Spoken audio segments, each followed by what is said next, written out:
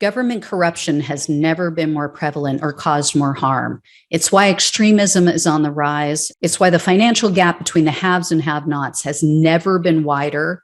And it's why our planet is at risk of an extinction level tragedy. That's why I need your help to keep exposing the truth about the rot on both sides of the aisle. Become a supporter or a friend of the show today by clicking on the coffee link in the description box below. Friends of the show join me on a Zoom hangout once a month, and you guys can ask me any questions you want, and I can get to know you better. But the most important reason to help is to keep the show alive.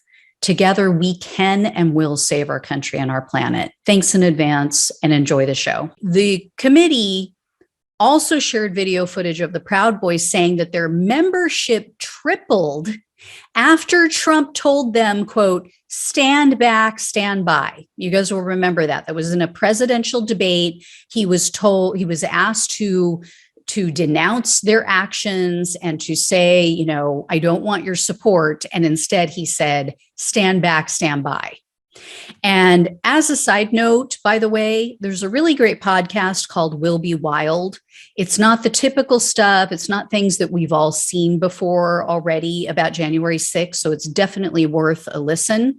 But in it, they interviewed a former Trump staffer. I believe she was in the Department of Homeland Security. She said it wasn't that they just believed or assumed that when Trump spoke, he incited violence throughout his presidency.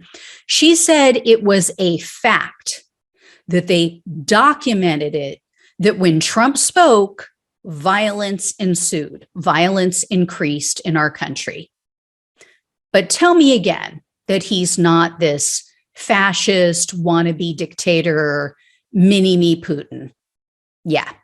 So back to the hearing. We also learned that Trump did nothing to stop the violence on January 6th.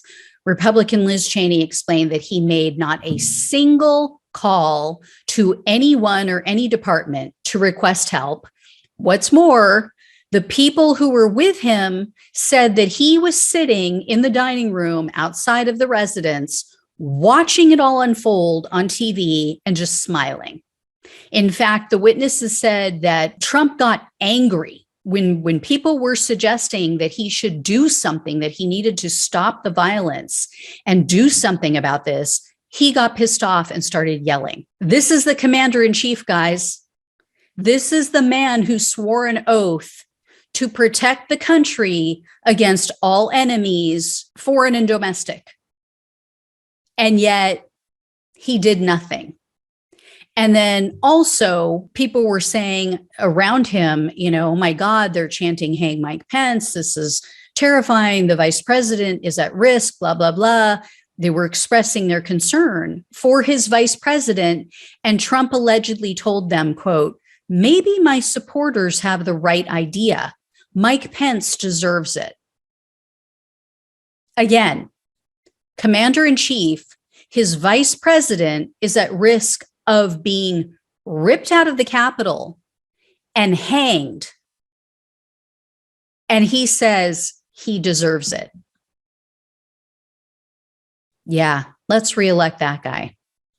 In addition, the committee played a small portion of an interview with General Mark Milley. He's the chairman of the Joint Chiefs of Staff.